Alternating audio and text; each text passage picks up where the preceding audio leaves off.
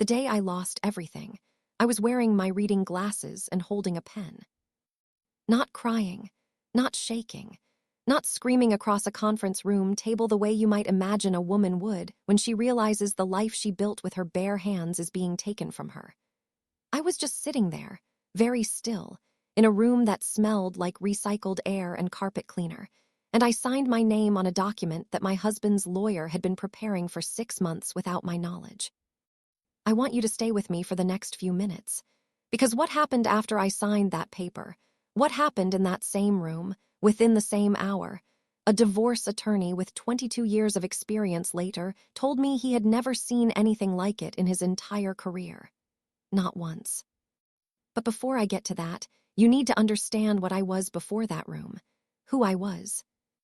Before we continue, please hit the like button, subscribe to the channel, and turn on the notification bell for updates. I married Dennis when I was 28 years old. He was a civil engineer. Steady hands, steady salary, the kind of man who people trusted immediately when he walked into a room. I was a school teacher, 4th grade. I taught children how to read for 31 years.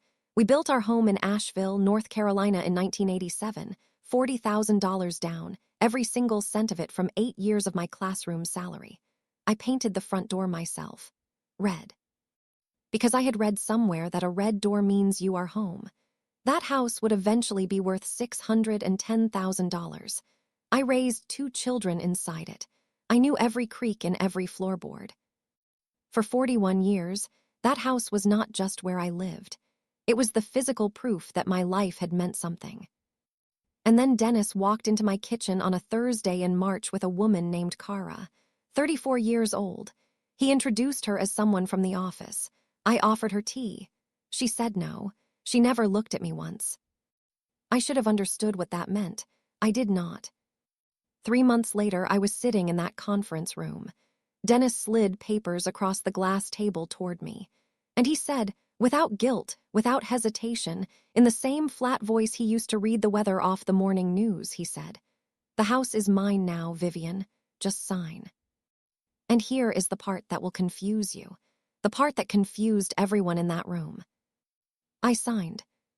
But what happened the moment after I put that pen down, that is the part nobody saw coming. Not Dennis, not his lawyer, not even me. Let me ask you something. Have you ever watched someone smile at you while they were taking something from you? Not a villain's smile, not a sneer. Just a calm, ordinary smile, the kind that tells you they have already won and they know it and they are simply waiting for you to catch up. That is the smile Dennis had when I walked into that conference room. The room was on the 4th floor of a building downtown, the kind of building that has a receptionist who doesn't look up when you walk in and elevator music that stops 1 second before the doors open. I remember every detail of that room the way you remember the details of a car accident. Not because you tried to. Because your brain decided this moment mattered and burned it in without asking your permission. Fluorescent lights, a long glass table, 6 chairs, only 4 of them occupied, a water pitcher in the center that nobody touched for the entire duration of what happened next. Dennis sat across from me in a charcoal blazer I recognized immediately. I had ironed that blazer twice. The second time was just 3 weeks before he told me he wanted a divorce. I remember standing at the ironing board thinking he had a work dinner. I pressed the collar carefully because that is what you do after 41 years. You take care of the details. You do not imagine that the man wearing the blazer you just ironed is building a legal case against the life you built together. Kara sat beside him, cream blouse, hair down. She was looking at the table when I walked in and she kept looking at the table, as though if she avoided my eyes long enough I might forget she was the reason we were all in this room. His lawyer, Mr. Holt, was already opening his folder when I sat down. He did not introduce himself. He did not make eye contact. He was the kind of man who had done this enough times that the human beings across the table had stopped being human beings to him. They were just variables in a transaction. My attorney, Arthur Bennies, sat beside me, 58 years old, quiet in the way that deep water is quiet. He had ink on his left thumb, the way he always did, and his bifocals were sitting slightly crooked on his nose, the way they always were, and he had a yellow legal pad in front of him with 3 lines written on it that I could not read from my angle. He looked completely calm. At the time, I thought that was just his professional manner. I would later understand it was something else entirely. Dennis slid the papers across the glass table toward me. They made a soft sound when they landed, like something being placed on a grave. He said, and I want you to hear the tone of this, not just the words, because the tone is what I still think about at night, he said. The house is mine now, Vivian. We never kept your name on the deed after the 2003 refinance. Legally, it is my asset. I have had it appraised. Just sign. No anger, no apology, no acknowledgement of the 41 years, the $40,000, the red front door, the 2 children, the ironed blazer. Just a statement of outcome delivered like a weather forecast. Kara still had not looked at me. Arthur leaned close to my ear and he whispered, "We can fight this." The room went completely still. Even the air seemed to stop moving. And every single person at that table was watching me, waiting to see what a 69-year-old woman does when the life she built is being handed back to her in a legal document and told it was never really hers. I looked at the pen in my hand. I looked at Dennis. I looked past the glass table and the fluorescent lights, and I pictured, for just a moment, my mahogany dining table at home. The one I had owned for 41 years. The one with the water ring on the left corner from a Christmas Eve 20 years ago when somebody put down a hot mug without a coaster, and I never quite got the mark out. And then I signed. Dennis smiled. Kara exhaled. Arthur went pale in a way I had never seen a composed man go pale before. Nobody in that room understood why I did it. And here is what nobody in that room had figured out yet. The answer was already written. It was on page 7, and not one of them had gotten there yet. Let me tell you something about paper. Paper does not care about your marriage. It does not care about your loyalty, your sacrifice, your 41 years of showing up. Paper only cares about what is written on it. And the most dangerous thing in any long marriage is not a younger woman or a charcoal blazer or a glass conference room table. The most dangerous thing is the paper you signed decades ago and forgot about, because somebody else might not have forgotten. Arthur kept reading. That is his job. That is the job most people in that room had stopped doing the moment I signed my name. Mr. Holt was already mentally closing the file. Dennis was already somewhere else in his mind, probably imagining the conversation he was going to have with Kara in the elevator on the way down. But Arthur kept reading. Every clause, every subclause. Every line of fine print on every page of that document. The way he always does, slowly and deliberately. Because Arthur Bennies is the kind of attorney who believes that the most important sentence in any contract is the one nobody bothered to read. He got to page 7. Section 4, subclause C. He stopped. Not dramatically. He did not slam his hand on the table or stand up or raise his voice. He simply stopped. And in the silence, I watched his eyes move back to the top of the paragraph and read it again. And then he set the document down very carefully, the way you set down something fragile, and he looked across the table at Mr. Holt with an expression I can only describe as the professional equivalent of checkmate. The clause read as follows. Any transfer of the Asheville property occurring after the date of marriage must include a proportional restitution of all documented marital contributions, financial and material, calculated from the original construction year of the property. Now let me explain why that single paragraph changed everything. In 2014, Dennis and I had a minor property dispute with a neighboring landowner over a boundary line. It was resolved quietly and quickly. During that process, my previous attorney had inserted that clause into our joint property agreement as a protective measure, standard practice at the time for long-term marital properties in North Carolina. Dennis had signed it. His signature was right there on the page, 11 years old, slightly smudged at the bottom left corner where his pen had dragged. He had either forgotten it existed or never truly understood what it meant. What it meant was this. The moment Dennis attempted to transfer or claim sole ownership of the Asheville property, the law required him to first account for every documented financial contribution I had made toward that property over the course of our marriage. Not roughly, not approximately, documented, verified, with receipts. And here is where 4 months of Arthur working quietly in the background became the most important thing that had ever happened in my life. Arthur had spent 4 months gathering every renovation invoice with my name on it, every tax filing that referenced the property, every receipt I had ever kept in the accordion folder in the bottom drawer of my desk. And I kept everything, because I am a school teacher and school teachers keep records. The total came to $214,000 in verified expenditures made in my name over 4 decades. There was also a 1994 refinance tied directly to a deposit from my teaching pension, which placed my financial fingerprints on the deed in a way that no subsequent paperwork could simply erase. Arthur read the numbers aloud, slowly, the way you read something when you want every person in the room to feel the weight of each individual figure. Dennis's claim did not just weaken under that clause. It dissolved. You cannot legally transfer full ownership of a jointly contributed property without first satisfying the restitution requirement, which meant the document I had just signed was not the ending Dennis thought it was. It was not a surrender. It was a signature on a piece of paper that, under subclause C, could not legally do what Dennis believed it had just done. I had not given up the house. I had simply let Dennis believe he had won, for long enough, for exactly long enough for Arthur to reach the page his lawyer had skipped. Dennis's expression did not collapse the way you might expect. There was no dramatic moment of visible devastation. His face just emptied, like a room after all the furniture has been removed. Kara's hand slid off the table.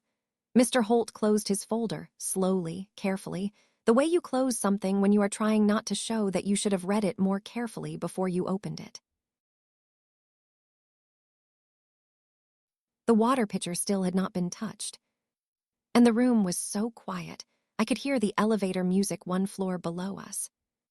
But here is what I need you to understand. What Arthur had just read aloud, that clause, those numbers, that dissolved transfer, that was only half of what he had been building for 4 months. The second half, he had not told me about it either, not once, not a single word. And what it amounted to was about to make Dennis's empty expression look like the least of his problems.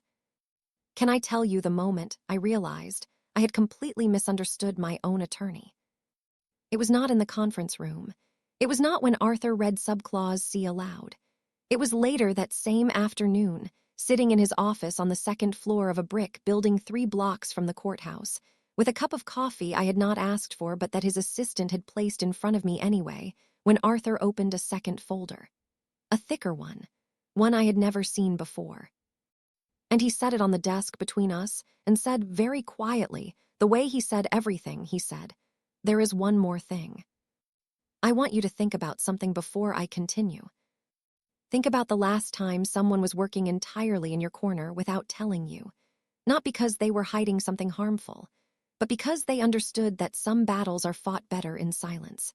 That the moment you tell a person how much you are fighting for them, you also risk telling the wrong person. And in a divorce proceeding, the wrong person is always sitting on the other side of the table." Arthur Bennies had been working in silence for 4 months, and what he had built in that silence was not just a defense. It was a second case running parallel to the first one, invisible to Dennis, invisible to Mr. Holt, and until that afternoon in his office, invisible to me. Here is what he had found. The week Dennis first mentioned divorce, Arthur went back to 2003, the year my name disappeared from the deed. Most people in my position would look at that year and see a closed door, a thing that happened, a paper that was signed, a name that was removed. Arthur looked at it and saw a question. Specifically, he saw this question: was the removal done correctly? Under North Carolina state law as it existed in 2003, any refinancing transaction that resulted in the removal of a spouse's name from a jointly held property deed required the completion of a spousal notification waiver, a specific form, filed with the refinancing institution, signed, dated, and processed before the deed change could be considered legally binding. Arthur requested the original 2003 refinancing records from the institution that handled our transaction. It took him 6 weeks to get them. When they arrived, he went through every page. And on the page where the spousal notification waiver should have been the form that would have made my name removal clean and legal and uncontestable, there was nothing. The form had never been completed. The institution had processed the refinance without it. Nobody had caught it at the time. Not Dennis's attorney, not the institution's own compliance team, not anyone. My name had not just been quietly removed from the deed, it had been improperly removed, which meant the removal was, in the language of North Carolina property law, voidable, meaning it could be legally challenged and reversed, meaning the deed, for the purpose of any ownership dispute, could be treated as though my name had never been removed at all. Arthur had known this for 4 months. He had told me nothing except that we had options. I had spent 4 months believing options meant we might be able to negotiate a better settlement. I had not understood that options meant the foundation of Dennis's entire claim was sitting on a procedural error that a careful attorney could walk straight through. But Arthur was not finished. Because even with the clause and even with the voidable deed removal, Arthur had filed something else. 3 weeks before that conference room meeting, on a Tuesday morning in September, he had filed a supplementary claim. Quietly, without announcement, without a phone call to me or a letter or even a mention in our last meeting. He had simply filed it and said nothing and waited. Dennis had a retirement account, $318,000, accumulated over 22 years through a state engineering pension. Now, pension accounts in a divorce are complicated. They are not automatically marital assets. The law looks at them carefully, specifically at how they were funded and over what period. And what Arthur had found, going through 22 years of our joint financial records, was that for 14 of those 22 accrual years, Dennis's pension contributions had been drawn from accounts that were commingled with our marital funds. Joint accounts, shared deposits, money that had come from both of our salaries moving through the same financial pipeline. Under North Carolina's equitable distribution statute, when pension contributions are demonstrably commingled with marital funds over a sustained period, a proportional share of the resulting pension value becomes a marital asset subject to division. Arthur had calculated that proportion down to the dollar. The eligible marital share of Dennis's pension came to $141,000, plus legal costs, plus interest on the documented commingling period. He had filed the supplementary claim on a Tuesday morning, and Dennis's lawyer had not flagged it, had not seen it, had been so focused on the house, on the deed, on the charcoal blazer and the glass table, and the moment when Vivian would sign and the whole thing would be over, that he had missed a separately filed claim sitting in the court record like a quiet, patient fact. I sat in Arthur's office with that cup of coffee and that thick folder open between us, and I tried to understand the full shape of what he was telling me. I was going to keep the house. The clause protected the transfer. The voidable deed removal meant my ownership had never been legally severed. The house was mine. It had always been mine. Dennis had built his entire strategy on a foundation that a procedural error from 2003 had already quietly destroyed, 20 years before he ever walked into that conference room smiling. And I was going to receive a structured settlement of $141,000 from the marital share of his pension. Money I had contributed to without ever seeing my name attached to it. Money that had moved through our shared life for 14 years and was now, by the careful and patient work of one attorney with ink on his left thumb, coming back. I had never needed to argue. I had never needed to fight dramatically or raise my voice or match Dennis's calm cruelty with anything other than a signed piece of paper and a man who read slowly on purpose. I looked at Arthur across the desk. I said, "Why didn't you tell me any of this before today?" He picked up his coffee. He said, "Because you would have walked into that room knowing you had already won, and that would have shown on your face. And the moment it showed on your face, Holt would have known something was wrong and he would have gone back and read more carefully." I sat with that for a moment.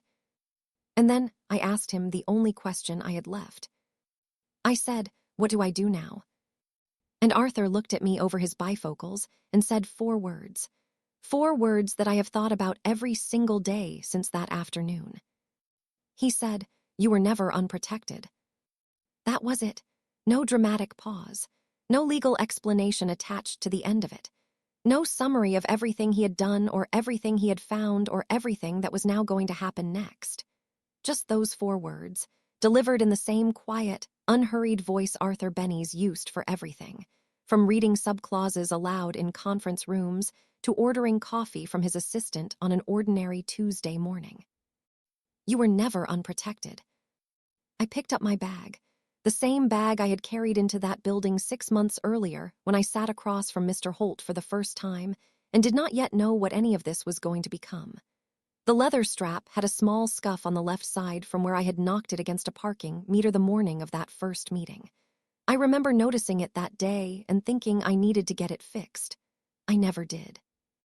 And sitting there in Arthur's office, looking at that scuff, I realized that 6 months ago I had walked into this situation believing I was a woman with a damaged bag and a crumbling marriage and very little left to protect. I had been wrong about all of it. I walked out of Arthur's office and into an October afternoon in Asheville. The leaves were turning, gold and rust and a deep burnt orange that in any other year I would have stopped to photograph because the light in Asheville in October does something extraordinary to color. I did not stop to photograph it that day. I just walked through it. I had nowhere urgent to be. That feeling of having nowhere urgent to be and not being frightened by that was something I had not felt in 6 months. Maybe longer. I drove home. I unlocked the red front door, the one I had painted myself in 1987, because I had read somewhere that a red door means you are home. I walked through the hallway where the floorboard on the left side creaks on the 3rd step if you put your weight on the outside edge. I walked past the wall where the paint is slightly lighter in a 2-foot square near the kitchen doorway, because that is where a piece of artwork hung for 20 years before I moved it. I walked into the dining room. I sat down at my mahogany table. Not holding a pen this time, just sitting. The house was quiet in the specific way that a house is quiet when it belongs to you, and you know it, and you no longer have to wonder whether it will still be yours tomorrow morning. I made a cup of tea. I sat with it. I looked at the water ring on the left corner of the table, the one from Christmas Eve 20 years ago when somebody put a hot mug down without a coaster, and I never quite got the mark out. I used to think about getting the table refinished. I never did that either. I was glad I hadn't. Because that mark is part of what happened here. All of it is. The 41 years and the $40,000 and the teaching pension and the renovation receipts in the accordion folder in the bottom drawer, and the spousal notification, waiver that an institution failed to file in 2003, and the attorney with ink on his left thumb who read slowly and carefully and built something in silence that Dennis never saw coming. Dennis walked into that conference room believing that age makes a woman easier to take things from. That 69 years of living makes you tired enough to let go of what is yours. That a younger woman and a charcoal blazer and a glass table and a flat, certain voice constitute a legal argument. They do not. Here is what I need you to take from this story. Not the drama of it. Not the satisfaction of watching Dennis's face empty out when Arthur read subclause C aloud. Take this. If you have spent years contributing to something, a home, a pension, a life built out of your own salary and your own labor and your own careful record-keeping, your name belongs on every document connected to it. Not because you expect betrayal, not because you are preparing for a war, but because paperwork does not care about trust. It does not care about 41 years or a red front door or a water ring on a mahogany table. It only cares about what is written down, and the people who understand that are the ones who are never unprotected. I still live in the house. The front door is still red. Arthur sends me a card every Christmas, always signed with his full name in handwriting that leans slightly to the left, always with ink slightly smudged at the bottom where his thumb dragged across it before it dried. I keep every card in the accordion folder in the bottom drawer. Some records you keep because they are useful. Some you keep because they remind you of who stood in your corner when it mattered most. And some you keep because one day, when somebody you love asks you how you got through the hardest year of your life, you want to be able to open a drawer and show them something real. If this story stayed with you, share it with someone who needs to hear it. Not for the satisfaction of it. Not for Dennis's empty face or Kara's hand sliding off the table. Share it because somewhere right now, there is a woman sitting at a table that has her fingerprints all over it, in a house she painted the front door of, wondering whether she has anything left to fight with. She does, she just might not know it yet. Subscribe, because around here, the ending is never the one anyone expected.